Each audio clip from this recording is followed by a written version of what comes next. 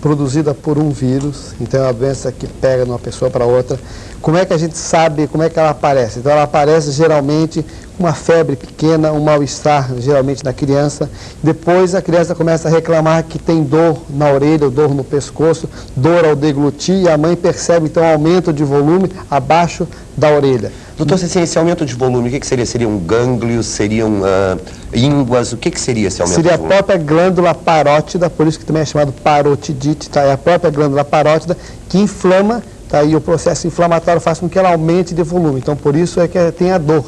E a dor, principalmente, ao mastigar, certo? Além disso, por isso que não é chamada cachumba, porque não ataca só a parótida, ela pode atacar, além da parótida, ela pode atacar a glândula salivar, ela pode atacar a glândula do pâncreas, e no homem pode atacar o testículo, na mulher pode atacar o ovário, qualquer glândula exócrina que produza secreção para fora. Então, a cachumba pode atacar, o vírus da cachumba pode atacar qualquer uma dessas glândulas. E as manifestações são decorrentes de onde ela atacar. Então, se atacar aqui a parótida, onde é o mais comum, é mais de 90%, então a criança tem edema, tem aumento de volume, tem dor, tá? E isso dura em torno de 3 a 4 dias. Se der de um lado, se der do outro lado, pode dar dos dois lados. Então, 2 a 3 dias após aparecer no primeiro lado, aparece no segundo lado. E dura normalmente 5 dias. O que pode complicar?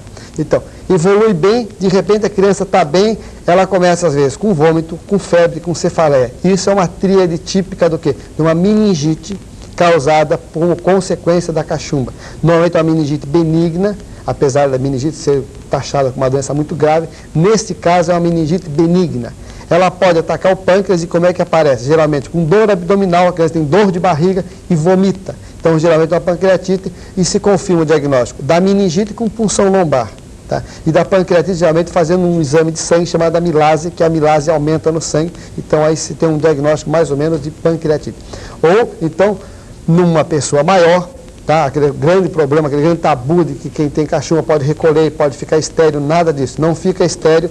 E quando dá um problema de atacar o testículo, isso daí dá realmente uma dor muito grande, aumenta muito o testículo, a pessoa sofre demais, mas geralmente ocorre só em adolescentes ou mais que adolescentes, então em adultos jovens. E normalmente hoje a gente está vendo que a cachumba ataca crianças menores, em torno de 5 anos, e nessa idade é raríssimo, certo? Então essa é a cachumba, a manifestação e as complicações. Bom, em se tratando, né, da cachumba ser uma doença infecto-contagiosa, como é que a gente pega a cachumba? E o senhor falou do período que ela fica no organismo, entre 5 e 6 dias, né? Em que período ela se transmite, né? Já que ela é infecto-contagiosa. Como é que a gente pega a cachumba e em que período ela se transmite? Tá, se pega a cachumba através da saliva. O vírus vai pela saliva de uma pessoa para outra. Então, contato direto, de copo, de bico, do próprio conversar, você está conversando com uma pessoa de perto, você acaba pegando a cachumba. Em que período que a pessoa que tem a doença pega? Desde 7 dias antes de manifestar aquele edema, aquela dor, aquele mal-estar. Então, 1 semana antes, quando a criança ainda está bem, sem nenhum sintoma, ela já está transmitindo a cachumba.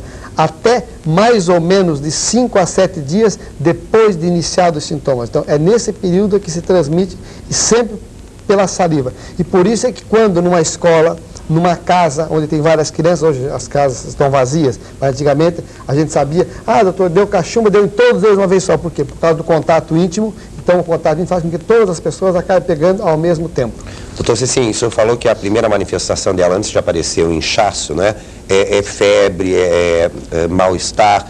E esses são sintomas inerentes a outros tipos de doenças também na infância. Nesse caso, a cachumba pode se confundir com outras doenças? Pode. E eu acho importante essa colocação para dizer o seguinte, que toda doença, tá? Não existe uma linha reta, todas elas se parecem muito. Então, só depois, quando está no ponto máximo dela, é que a doença fica típica. Por isso é que toda doença deve ser feito o diagnóstico pelo médico. Então, toda criança que tenha suspeita de febre, de mal-estar, deve ser levada ao médico para que o médico faça a suspeita, faça o diagnóstico e dê o tratamento adequado. Eu vou contar um caso rápido, só para ilustrar isso. Eu estava de plantão no hospital, isso no primeiro ano de residência, tá? Chegou uma criança de 5 anos morta. O pai trouxe e disse assim que a criança estava com cachumba. E, quer dizer, não era cachumba, a criança tinha uma difteria, começou a aumentar o volume aqui, e essa criança foram deixando em casa, porque cachumba não tem tratamento, não tem mesmo, e essa criança acabou morrendo asfixiada. Então, só para exemplificar que todas as doenças se parecem, e ninguém melhor e único que o médico para fazer o diagnóstico e o tratamento. Bom, é aquele caso, né, que o brasileiro tem a mania de levar na vizinha mais velha para perguntar o que é, né, ao invés de levar direto no ambulatório ou no consultório médico. O senhor falou que não existe tratamento para cachumba. Não, o tratamento é sintomático. Às vezes a criança está vomitando, faz um antimédico, a criança tem dor, você dá o analgésico.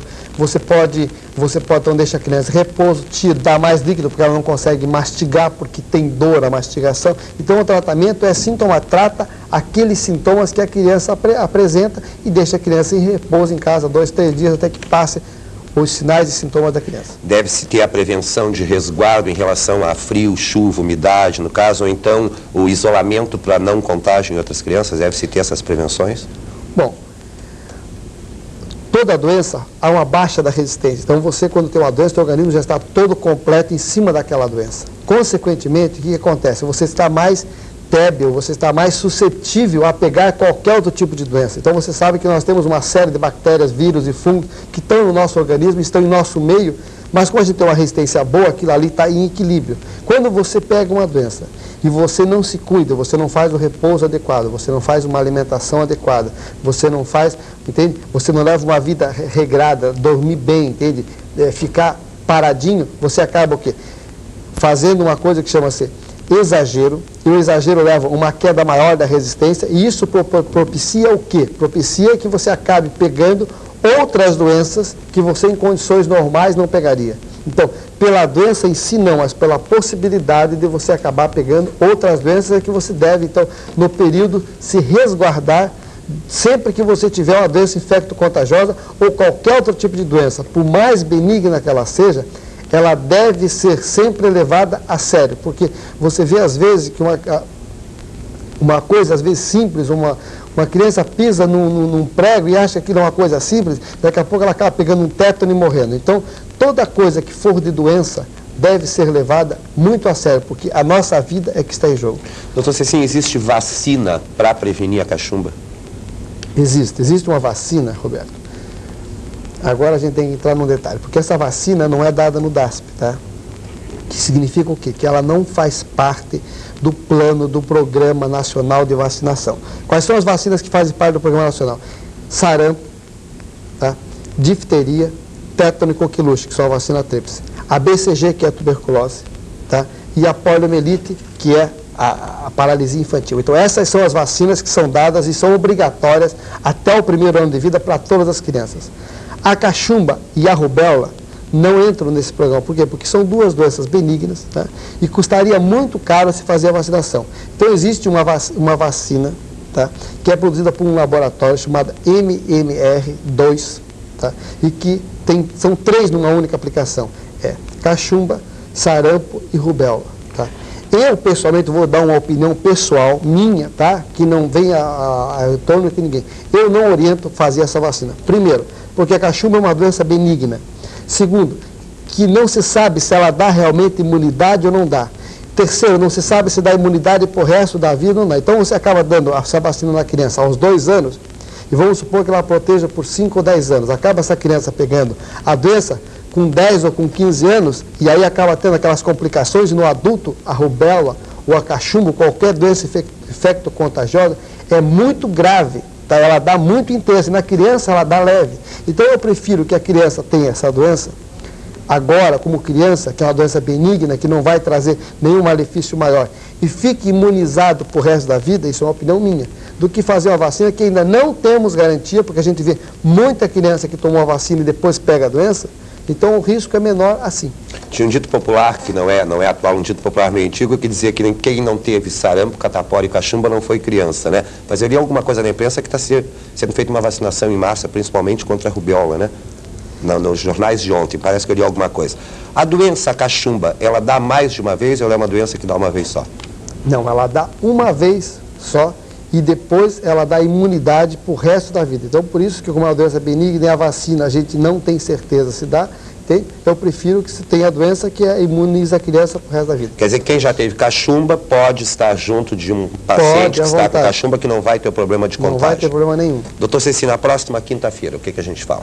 Roberto, na próxima quinta-feira eu queria sair um pouquinho de doença e entrar num assunto que é família e filho. qual seria o tamanho da família ideal e por que não se deve ter filho único, entende? Eu, com a minha conversa de consultório, a gente está vendo muitos problemas com relação a número de filhos e esse assunto eu gostaria de a gente debatesse na próxima semana. Estou de acordo, só que a gente não vai fazer planejamento familiar aqui, né? Nossa. Bom, uma boa tarde a você, queremos convidar você a ficar conosco. Você sabe que hoje tem Quinta Espetacular, com um filme selecionado para a sua noite.